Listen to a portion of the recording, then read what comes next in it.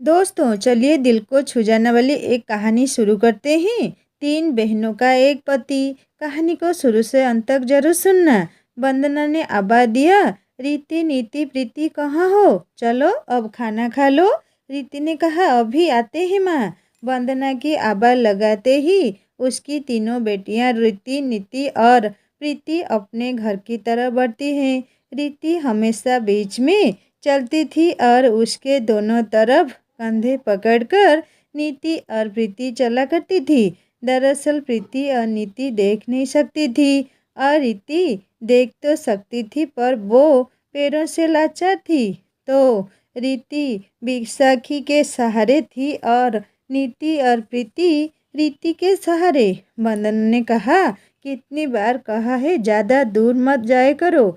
नीति ने रीति से कहा, दीदी ने हमारे साथ है। वंदना ने कहा, अरे कब तक तुम तीनों साथ रह पाओगी? एक दिन तो तुम तीनों को अपने अपने घर जाना ही होगा। फिर क्या करोगी बोलो? प्रीति ने कहा, तो फिर हम शादी ही नहीं करेंगी। प्रीति दीदी का कंधा पकड़कर ऐसे ही चलती रहेगी हमेशा। वंदना का कोई बेटा नहीं था, बस तीनों बेटियां थी और वो भी अपाहिज। वंदना को इस बात का बहुत दुख था। वंदना का पति शाम एक छोटा किसान था और बड़ी मेहनत से अपने और अपने परिवार का पेट पालता था। फिर एक दिन वंदना ने कहा, रीति कहाँ हो? रीति कहा, माँ मैं रोटी बना रही हूँ। वंदना कहा, अरे सारा दिन तू ही काम करती रहती है, अपनी दोनों बहनों को भी तो कुछ सिखा। रीति ने कहा, माँ मैं हूँ ना, और वैसे भी वो दोनों कैसे करेगी? वंदना ने कहा, ऐसा नहीं है मेरी बच्ची, जब तू अपने घर चली जाएगी तो इन्हें भी तो ससुराल जाना पड़ेगा, फिर कैसे काम चलेगा? अंधे भी तो अपने हिसाब से काम करते हैं ना, और हम कोई अमीर घर से तो है नहीं कि ये काम नौकर चाकर करेंगे। रीति ने कहा, पर माँ वो कैसे कर पाएंगी? आप खुद ही सोचो ना कि अगर आप दिख ना पाओ तो आप कैसे पता करोगी कि कौन सी शक्कर है और कौन सा नमक? कैसे पता करोगी कि कौन सी मूली है और कौन सी गाजर? माँ मैं तो कहती हूँ कि आप मेरी शादी मत करो, मैं कमाऊंगी और सबका ख्याल रखूंगी। रीति की बात सुनकर वंदना की आंखों में आंसू आ गए। ये बात नीति और प्रीति ने भी सुन ली और वो दोनों भी चुपके चुपके रोने लगे। फिर उसी शाम रीति ने कहा, माँ पिताजी मैंने सोच लिया है, हम तीनों बहनें या तो शादी ही नहीं करेगी या फिर हमारी शादी ऐसे घर में करना जहाँ तीन भाई हों। बाकी हमें कुछ नहीं चाहिए, ना अमीर घर हो और ना ही कोई बहुत सुंदर लड़के हो। बस हमें अलग मत करना पिताजी, क्योंकि मेरे बिना इनका और इनके बिना मेरा गुजारा ही नहीं है। रीति की वो बात श्याम और वंदना को लग गई और फिर एक दिन श्याम भागा भागा घर आया। श्याम ने चिल्लाकर बोला, अरे सुनती हो, एक खुशखबरी लाया हूँ। वंदना ने कहा, क्या है जी, जल्दी बताओ।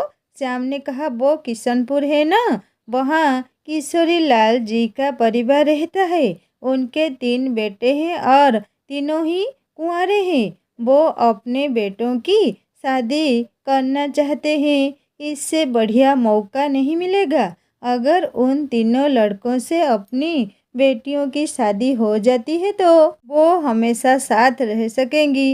वंदना ने कहा, पर वो हमसे रिश्ता जोड़ेंगे क्या? वो तो श्याम ने कहा, अरे यही तो बताना है तुम्हें, अब इसे भगवान की लीला ही कहो। वो तीनों भाई भी जरा कम देख पाते हैं, इसीलिए शायद वो मान जाए।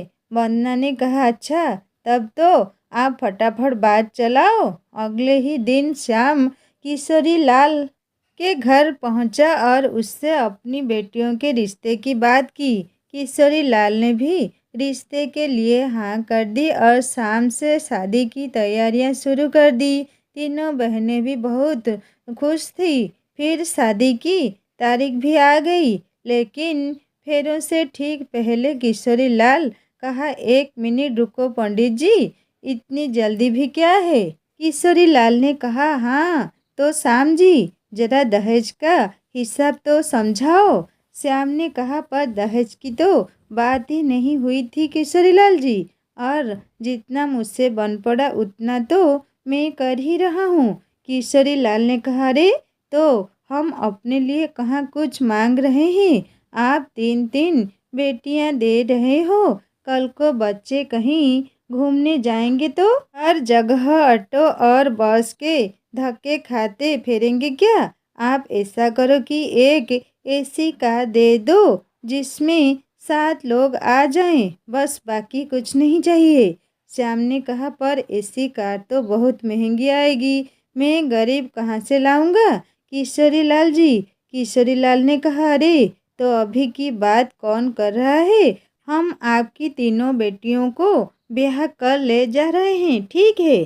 ठीक 1 महीने बाद आप कार ले आना, और अगर नहीं ला पाए तो अपनी बेटियों को वापस ले जाना। मुखिया ने कहा, बहुत बेगैरत आदमी हो किशोरी लाल जी, अपने बेटों की शादी करने आए हो या सौदा करने आए हुए? किशोरी लाल ने कहा, मुखिया तुम चुप करो, अगर इतना ही प्यार आ रहा है ना इन लंगड़ी और अंधी बेटियों पर, तो तुम ही ले जाओ इन्हें अपने घर बहू बनाकर। मुखिया ने कहा, करा देता, पर मेरा एक ही बेटा है, और अगर 3 होते ना तो तुम्हारे सामने इनसे शादी कराता और तुम्हें जूते मारकर बाहर निकाल देता इस गांव से। जूते मारकर? किशोरी लाल ने कहा, हाँ हाँ हाँ हाँ, तो हम जा रहे हैं, अब ढूंढ लेना सा घर इन लंगड़ी और अंधियों के लिए, जहाँ बिना दहेज के तीनों की शादी हो जाए, हम भी देखते हैं। मुखिया ने कहा, बिमल बेटा इधर आ। मुखिया ने कहा, श्याम भाई बताओ, आप मेरे बेटे के साथ अपनी कौन सी बच्ची की शादी करना चाहते हो, बताओ। रीति ने कहा, मुखिया जी आपकी इस दरिया दिल के लिए बहुत बहुत धन्यवाद, लेकिन हम तीनों अलग नहीं रह सकती, मेरी बहनें मेरे ही सहारे हैं, तो या तो हम तीनों एक ही घर जाएंगे या फिर।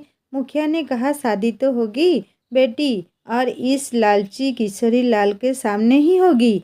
मुखिया ने कहा, श्याम भाई मेरा एक ही बेटा है और आपको अजीब लगेगा, लेकिन अब कोई चारा नहीं है, मैंने जुबान दे दी है, मैं तुम्हारी तीनों बेटियों को हाथ अपने बेटे विमल के लिए मांगता हूँ, बताओ आपको मंजूर है या नहीं? मुखिया की बात सुनकर वहाँ हर आदमी हैरान था, पर तभी रीति के कंधे पकड़कर नीति और प्रीति मुखिया के सामने खड़ी हो गई और उनके पैर छुए।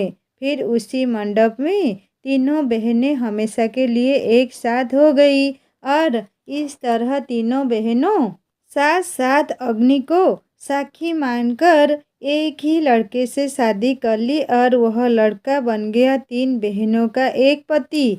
और किशोरी लाल अपने तीनों बेटों के साथ खाली हाथ वहाँ से बेइज्जत होकर चला गया। दोस्तों, ये मोरल स्टोरी आपको कैसी लगी मुझे ज़रूर कमेंट करके बताइएगा। कहानी को पूरा पढ़ने के लिए शुक्रिया। कहानी अच्छी लगे तो लाइक करना, दोस्तों से शेयर करना और सब्सक्राइब करके बेल आइकन दबा देना। जल्दी और एक नई कहानी लेकर आऊँगा। नमस्ते।